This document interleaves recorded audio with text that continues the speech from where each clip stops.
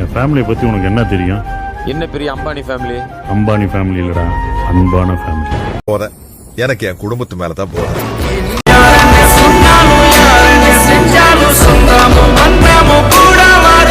இது போல சொந்தம் தந்ததா இறைவா நன்றி சொல்கிறோம். சின்ன ஆசை ஆசையாய் இருக்கிறதே இது போல் வாழ்ந்திடவே.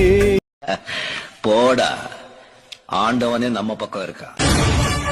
ரெண்டு பேரும் ஒண்ணு சொன்னாங்க.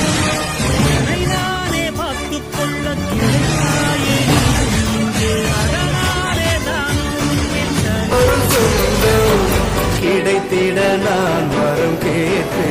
குடும்பம் தான் சார் எல்லாத்தையோட முக்கியம். இந்த குடும்பம் அதில் நீதான்